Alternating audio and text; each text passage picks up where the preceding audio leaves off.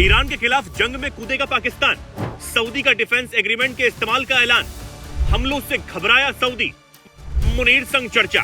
Iran के खिलाफ America और इजराइल हमले का आज 8वां दिन है, यानी 8 दिनों से अब तक हमले नहीं रुके हैं और आगे भी ये हमले कब तक जारी रहेंगे फिलहाल नहीं कहा जा सकता है। 28 फरवरी को शुरू हुई इस जंग में ईरान के सुप्रीम लीडर खामेनेई की मौत हो गई। अमेरिका इजराइल 3 दिन में 5000 से ज्यादा बम गिरा चुके हैं। इससे ईरान में 1200 से ज्यादा लोगों की मौत भी हो चुकी है। ये हमले अभी भी तेज हो रहे हैं, न सिर्फ इजराइल और अमेरिका की तरफ से बल्कि ईरान की तरफ से भी।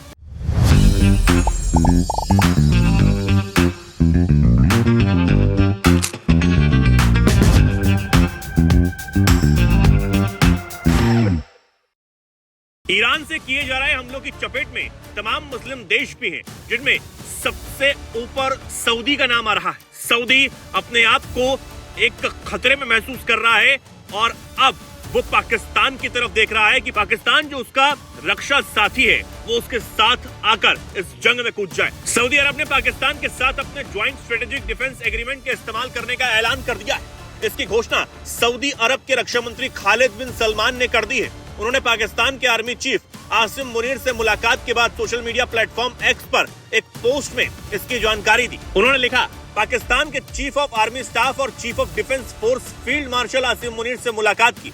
हमने किंगडम पर ईरानी हमलों और हमारे ज्वाइंट स्ट्रेटेजिक डिफेंस एग्रीमेंट के फ्रेमवर्क के अंदर उन्हें रोकने के लिए जरूरी उपायों पर चर्चा की।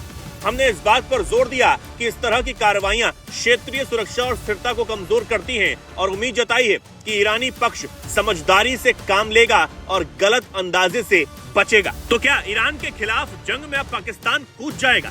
क्या सऊदी का साथ देना पाकिस्तान की मजबूरी हो चुकी है? और अगर इस जंग में पाकिस्तान कूदता है तो पाकिस्तान का क्या हाल होगा? ईरान का युद्ध जो अमेरिका इजराइल के साथ चल रहा है उसमें पॉसिबिलिटीज ये बन रही है कि अब सऊदी अरेबिया भी फुल रूप में उसके अंदर शामिल हो जाएगा। लगातार जिस प्रकार से सऊदी के ऊपर हमले किए जा रहे हैं और सऊदी के भी जो अमेरिकन एसेट है, अमेरिकन एसेट के अलावा जो तेल कंपनियां हैं, जब ये भी लग रहा है सऊदी को कि हमारे जो सिविलियंस हैं उनको भी टारगेट किया जा सकता है और जो सऊदी का शाही परिवार है उसको भी टारगेट किया जा सकता है। तो ऐसे में स्थिति ये है कि जो सऊदी के रक्षा मंत्री हैं उन्होंने पाकिस्तान के साथ जो डिफेंस पैक्ट हुआ था उसके लागू होने की घोषणा कर दी है और वो पाकिस्तान के मुनीर से भी मिले हैं। अब प्रश्न उठता है कि क्या पाकिस्तान इस वॉर में शामिल होगा? अकॉर्डिंग टू अगर हम डिफेंस पैक्ट की बात करें तो पाकिस्तान के पास में कोई रास्ता नहीं है कि वो शामिल ना हो और पाकिस्तान सबसे ज्यादा बेहतर लोकेशन में है जो ईरान के नियर बाई है और ये बात पहले से मानी भी जा रही थी कि ईरान के साथ जब वॉर होगा तो इस तरह के हालात बनेंगे कि पाकिस्तान को भी इस वॉर में जाना पड़ेगा और इसी को लेकर लगातार अमेरिका भी पाकिस्तान के साथ में बेटर रिलेशंस बना रहा था।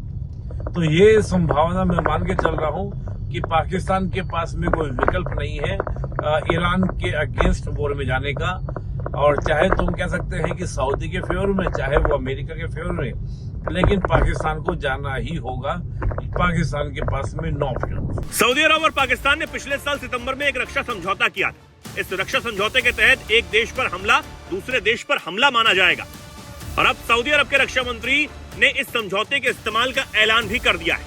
अब सऊदी के रक्षा मंत्री ने आसिम मुनीर से ऐसे वक्त में मुलाकात की है जब सऊदी अरब शाही परिवार को डर सता रहा है कि ईरानी मिसाइलें उन्हें निशाना कभी भी बना सकती हैं, क्योंकि ईरान इस वक्त बौखलाया हुआ है।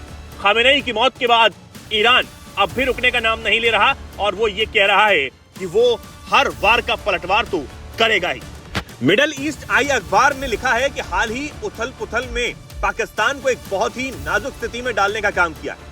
ईरान के खिलाफ अमेरिका और इजराइल के मिलकर किए गए हमलों और उसके supreme leader Ayatollah Ali Khamenei की मौत के बाद तेहरान ने सऊदी अरब समेत कई खाड़ी देशों को निशाना बनाकर जवाबी कार्रवाई करने का काम किया। इसलिए पाकिस्तान में हाल ही में रियाद के साथ दस्तखत किए गए स्ट्रेटेजिक डिफेंस एग्रीमेंट में शामिल जिम्मेदारियों के बारे में नए सवाल खड़े कर दिए हैं। वहीं यूनाइटेड अरब अमीरात के नेशनल डिफेंस कॉलेज में सिक्योरिटी और स्ट्रेटेजिक स्टडीज के एसोसिएट प्रोफेसर जाहिद शहाब अहमद ने मिडल ईस्ट आई से कहा कि पाकिस्तान स्टैंड बाय मोड में है और सऊदी अरब को मदद देने से मना करने की स्थिति में भी नहीं है। उन्होंने ये भी कहा कि अगर लड़ाई लंबी चलती है तो सऊदी अरब पाकिस्तान से मिलिट्री मदद मांग सकता है।